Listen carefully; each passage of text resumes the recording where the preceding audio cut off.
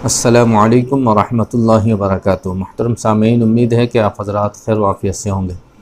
اللہ تعالیٰ آپ سبھی کو صحیح سلامت رکھے، ایمان کی حالت میں رکھے۔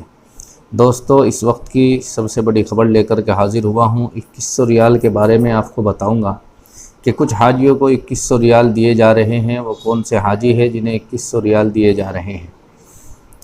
پوری خبر سننے سے پہلے آپ حضرات کے جو کمنٹ آئے ہیں، چاہتا ہوں کہ پہلے ان کا جواب دے دیا جائے۔ بہت ضروری مسائل، بہت ضروری باتیں آپ حضرات نے پوچھی ہے، سبھی کے مطلب کی ہے، سبھی حضرات کو سننی چاہیے۔ دوستو، سب سے پہلے ایک بھائی نے پوچھا ہے، احمد بھائی، حاجی صاحب احرام کی حالت میں کن چیزوں کے کرنے سے دم واجب ہوتا ہے؟ مکمل وضاحت فرمائیں۔ دیکھیے، احرام کی حالت میں جن کاموں کے کرنے سے دم پڑ جاتا ہے، آج وہ میں آپ حضرات کو مکمل بتا دیتا ہوں، اس لیے آپ حضرات توجہ کے ساتھ سنیں۔ دوستو، جو واجب چیز ہے، سب سے پہلے تو ہے احرام میقات سے باندھنا، یہ واجب ہے۔ اس کے بغیر آپ جو ہے عمرہ حج نہیں کر سکتے۔ احرام حج کا جو ہے بلڈنگ سے ہی باندھا جاتا ہے، طواف کا جو ہے وہ میقات سے باندھا جاتا ہے، مسجد عائشہ سے ہو یا مسجد جورانہ سے ہو یا طائف سے ہو، بہت ساری میقاتیں ہیں۔ اسی طرح سے دوسرے نمبر پر سلے ہوئے کپڑے کو اتارنا پڑے گا احرام باندھنے کے بعد۔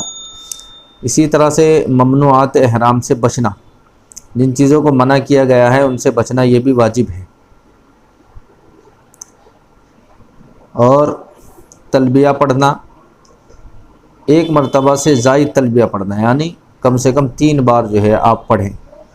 جو چیز منع ہے احرام کی حالت میں، نمبر 1 جمع، یعنی بیوی کے ساتھ ہم بستری کرنا یا اس طرح کی کوئی بات اس سے کرنا۔ دوسرے، سلے ہوئے کپڑے پہننا، سلے ہوئے کپڑے احرام کی حالت میں نہیں پہن سکتے۔ خوشبو، ملے ہوئے رنگ سے رنگا ہوا کپڑا نہیں پہن سکتے۔ سر یا چہرے کا کل یا بعض کا کسی چیز سے ڈھکنا، یعنی آپ جو ہے چہرے کو نہیں ڈھک سکتے۔ مرد جو ہے اپنے سر کو نہیں ڈھکیں گے اور عورتیں جو ہے اپنے چہرے کو نہیں ڈھکے گی، ان کے چہرے پر کپڑا نہیں لگنا چاہیے۔ اسی طرح سے خوشبو یا مہندی لگانا، خشکی کے جانوروں کا شکار کرنا، جیسے جوں کو مارنا، کھٹمل، چیونٹی وغیرہ کو مارنا، یہ بھی احرام کی حالت میں جائز نہیں ہے۔ بدن کے کسی حصے کے بال کاٹنا، یہ بھی جائز نہیں ہے۔ حدود حرم کی گھاس وغیرہ پیڑ کاٹنا، پتہ لگا ہماری عادت ہے کہ کہیں بیٹھے ہیں وہاں سے گھاس پھاڑنے لگے، گھاس توڑنے لگے، یہ بھی جائز نہیں ہے۔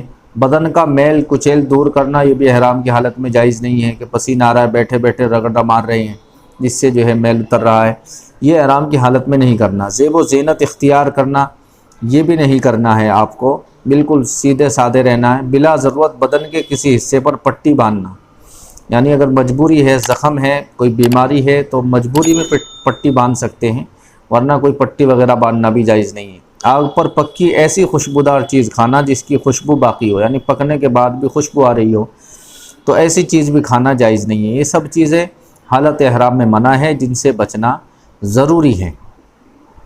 ہاں، مذکورہ امور کے علاوہ جیسے پاکی یا ٹھنڈک حاصل کرنے، آدمی ناپاک ہو گیا تو پاکی حاصل کرنے کے لیے، یا گرد و غبار دھول کی وجہ سے، اس کی وجہ سے نہانا، کپڑے دھونا، یا ایسا سرما لگانا جس میں خوشبو نہ ہو، اس جیسے کاموں کو جو ہے احرام کی حالت میں کرنا جائز ہے۔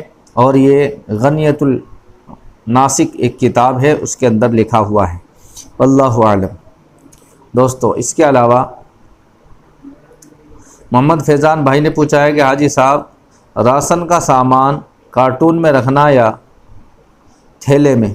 بھائی، راشن کا جو سامان ہے آپ ایک بیگ میں اسے رکھ لیں، تھیلا وغیرہ وہاں نہیں چلے گا، کسی ایک بیگ میں اپنا راشن کا سامان رکھ لیں۔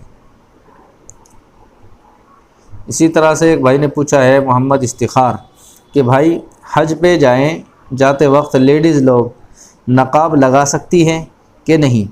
ابھی تک میں نقاب لگاتے کسی کو دیکھا نہیں ہے۔ دیکھیے، زیادہ تر عورتیں یہ غلطی کرتی ہے، کیا سبھی عورتیں ہماری طرف کی جاتی ہے، وہاں جا کر جو ہے پردہ نہیں کرتی، جبکہ پردہ کرنا فرض ہے، یہاں بھی وہاں بھی۔ آپ جو ہے یہاں سے نقاب لگا کر کے جائیں، پورا پردہ کر کے جائیں۔ ہاں، اگر آپ کی فلائٹ جدہ جا رہی ہے تو پھر جو ہے آپ کو پردہ تو پھر بھی کرنا ہے، لیکن آپ کو ایک ہیٹ، ایک ٹوپ لے لینا ہے۔ اور چھجے والا جو ٹوپا آتا ہے، آپ نے دیکھا ہوگا گرمیوں میں زیادہ تر استعمال ہوتا ہے دھوپ کی وجہ سے بچنے کے لیے، تو اسے لے لیں۔ اس کے بعد اپنا جو ہے بڑا سا ڈھانٹا سلوا لیں جو اچھی طرح سے اس کے اوپر باندھا جائے اور وہ آگے لٹک جائے، تو آپ کو یہاں سے تو آپ اچھی طرح سے اسے ویسے ہی اپنا ڈانٹا جیسے باندھتے سے باندھ لیں۔ جیسے ہی آپ جو ہے نیت کریں گے، احرام باندھنے کے بعد نیت کریں گے اور جو ہے آپ فلائٹ میں سوار ہو جائیں گے، کچھ دور چلنے کے بعد آپ نیت کر لیں، تو پھر آپ کو ایسا کر لینا ہے، پھر کپڑا آپ کو جو ہے اپنے منہ پر نہیں لگانا ہے۔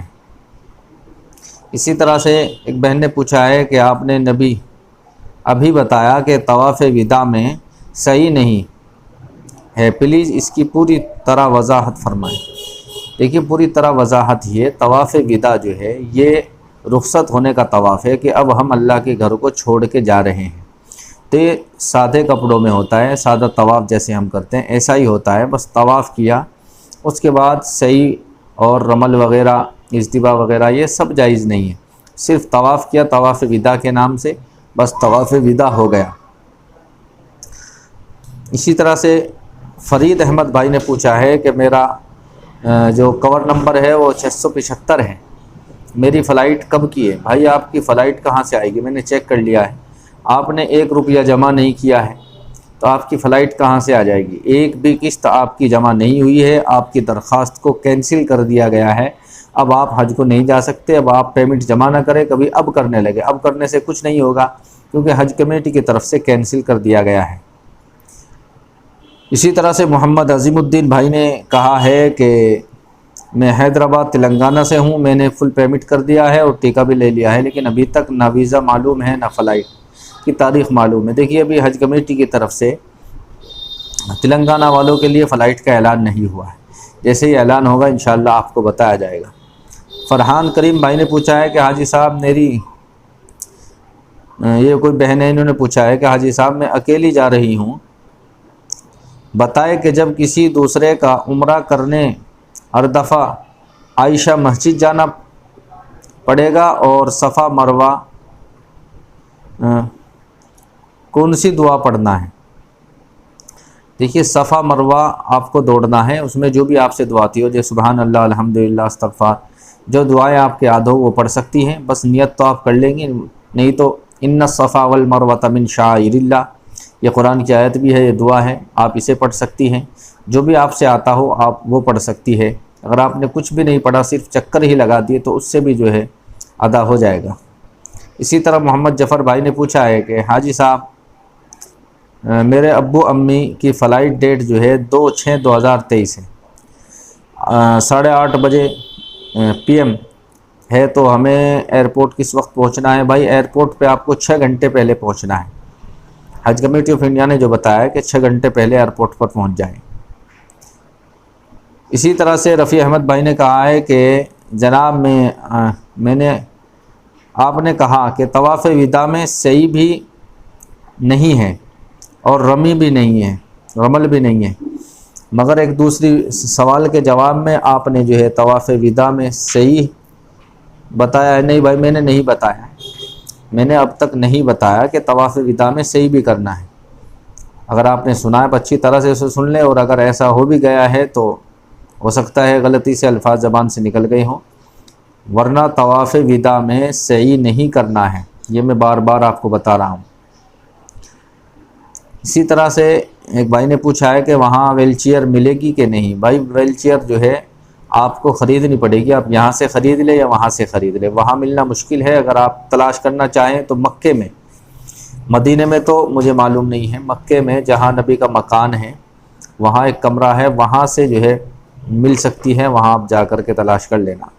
عتیق اللہ بھائی نے کہا ہے کہ مولوی صاحب بیگ پر ہم اپنا موبائل نمبر اوپر لکھنا چاہتے ہیں، لکھ سکتے ہیں؟ ہمارے پاس فی الحال جو موبائل نمبر ہے اسے ڈالیں، جو وہاں ملے گا اسے ڈالیں۔ بھائی وہاں والے کو تو ہم ڈال ہی نہیں سکتے کیونکہ ابھی ملا ہی نہیں ہے، یہاں والا آپ موبائل نمبر ڈال دیں، وہاں چالو رہے گا، آپ اس کا ریچارج کرا کے رکھیں تو اس میں فون تو آ جائے گا۔ مین چیز ہے کور نمبر، کور نمبر جب آپ ڈال کے رکھیں گے تو کور نمبر سے پوری ڈیٹیل نکل کے آ جاتی ہے، کون ہے، کتنے آدمی ہیں، کون سی ان کی بلڈنگ ہے اور کون سے کمرے میں، تو وہاں پہنچا دیتے ہیں اس سامان کو اگر ایسا ہوتا ہے۔ اسی طرح سے ایک بھائی نے پوچھا ہے کہ حاجی صاحب کوکر وغیرہ اور انڈکشن وغیرہ، کیتلی وغیرہ لے جا سکتے ہیں؟ نہیں، کیتلی تو لے جا سکتے ہیں، واٹر کیتلی آپ لگیج بیگ میں لے جا سکتے ہیں، انڈکشن وغیرہ آپ نہیں لے جا سکتے۔ اگر آپ لے بھی گئے تو وہاں آپ کو چلانے نہیں دیا جائے گا، وہاں اس کی پرمیشن نہیں ہے۔ اسی طرح سے شوقین بھائی نے پوچھا ہے کہ ہم 31 تاریخ کو جائیں گے تو ایک جہاز میں جائیں گے، ایک ہی بلڈنگ میں رہیں گے کہ الگ الگ؟ دیکھیے، جو ایک ہی جہاز میں جائیں گے وہ سب ایک ہی بلڈنگ میں رہیں گے۔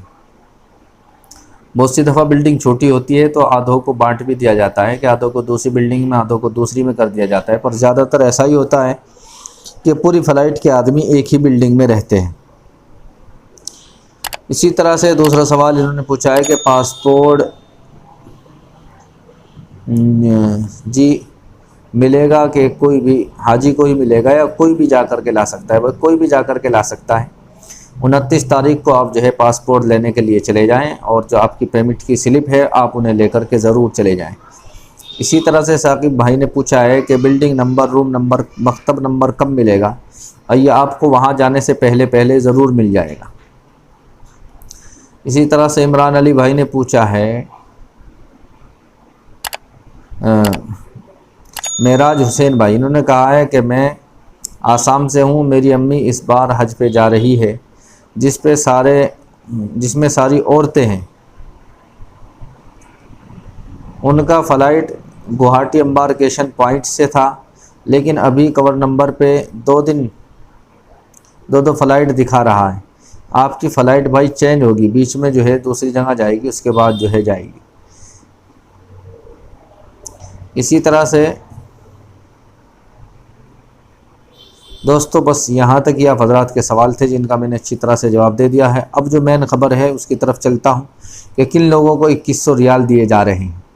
حج بیت اللہ کے لیے حج 2023 کی ادائیگی کے لیے بھارتی عازمین حج کی روانگی کا سلسلہ جاری ہے۔ ریاست دہلی سے گزشتہ 22 مئی سن 2023 کو دیر رات 1:50 پر 381 عازمین حج کو لے کر جانے والی سعودی ایئر لائن کے طیارے کی پہلی پرواز کے بعد اب تک کل 6364 عازمین حج دہلی کے اندرا گاندھی انٹرنیشنل ایئرپورٹ سے مدینہ منورہ پہنچ چکے ہیں، اور یہ سلسلہ آئندہ 6 جون تک جاری رہے گا۔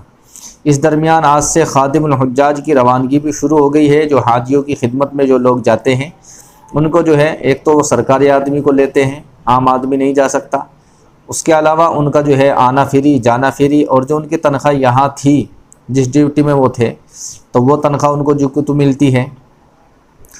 تو واضح ہو کہ حج کے دوران مدینہ منورہ اور مکہ مکرمہ میں حجاج کرام کے تعاون اور رہنمائی کے لیے انہیں کوئی پریشانی نہ ہو، اس کے لیے وزارت اقلیت امور اور حج کمیٹی آف انڈیا کی تجویز اور اسکیم کے تحت ہر سال ریاستی حج کمیٹی کی جانب سے سرکاری ملازمین کو خادم الحجاج کے طور پر بھیجا جاتا ہے، اور ان کو 2100 سعودی ریال بھی دیے جاتے تھے، مگر اس سال حاجیوں کو ریال کی یہ رقم نہیں دیے گئے۔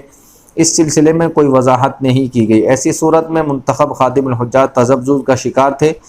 اس صورتحال کو دیکھتے ہوئے دہلی اسٹیٹ حج کمیٹی کے ایگزیکٹو آفیسر اشفاق احمد عارفی نے حج کمیٹی آف انڈیا کو خط لکھ کر پرزور مطالبہ کیا کہ حسب سابق تمام خادم الحجاج کو ریال فراہم کیے جائیں۔ اس خط کی کاپی دیگر ریاستوں کے ایگزیکٹو آفیسر کو بھی بھیجی گئی تھی۔ حج کمیٹی آف انڈیا نے اس مطالبے کو تسلیم کرتے ہوئے مانتے ہوئے ہر ریاست کے خادم الحجاج کو، یعنی ہر اسٹیٹ کے خادم الحجاج کو 2100 ریال کی فراہمی کر دی ہے، 2100 ریال دے دیے ہیں، اور اب ان خادم الحجاج کی مدینہ منورہ کے لیے روانگی شروع ہو گئی ہے۔ اس درمیان دہلی اسٹیٹ حج کمیٹی کی جانب سے رام لیلا میدان میں نصب کیے گئے پورے طور per air condition transit camp میں مغربی اتر پردیش اور دیگر صوبوں کے عازمین حج کرام اور ان کے اہل خانہ کے آنے کا سلسلہ تیز ہوتا جا رہا ہے، اور کیمپ میں خصوصی طور پر ٹائل کے لیے بنائے گئے ہولڈنگ ایریے میں عازمین کے عارضی قیام کے بعد بسوں سے ان کو حج ٹرمینل لے جانے کا سلسلہ بھی بدستور جاری ہے۔ تو دوستو، یہ حج کمیٹی آف انڈیا کی طرف سے ناانصافی ہے کہ تمام حاجی شور مچا رہے ہیں، جگہ جگہ احتجاج ہو رہا ہے، حج کمیٹی کے دفتر پر لوگ جا رہے ہیں لیکن انہیں 2100 ریال نہیں دیے جا رہے ہیں، اور جن کو جو ہے آنا فری جانا فری، ان کو تنخواہ بھی مل رہی ہے، سب کچھ مل رہی ہے، اور ان کا حج بھی فری میں ہو رہا ہے، انہیں 2100 ریال بھی دیے جا رہے ہیں۔ کمال کی بات ہے۔ تو یہ بالکل ناانصافی ہے حج کمیٹی آف انڈیا کی۔ ہم اس کی پرزور مخالفت کرتے ہیں، اور حج کمیٹی آف انڈیا تک اگر ہماری آواز جا رہی ہے تو انہیں جو ہے حاجیوں کی طرف بھی ایک نظر کرنا چاہیے، اور انہیں بھی 2100 ریال ملنے چاہیے۔ دوستو آپ کی کیا رائے ہے؟ آپ بھی کمنٹ میں جو ہے لکھ کر کے بتا سکتے ہیں۔ ویڈیو اچھی لگی ہے تو ویڈیو کو لائک کریں، شیئر کریں، چینل پر نئے ہیں تو چینل کو سبسکرائب کر لیں تاکہ آنے والی ویڈیو کا نوٹیفیکیشن آپ کو ملتا رہے۔ آئیے چلتے ہیں، پھر ملاقات ہوگی اگلی ویڈیو میں۔ السلام علیکم ورحمۃ اللہ وبرکاتہ۔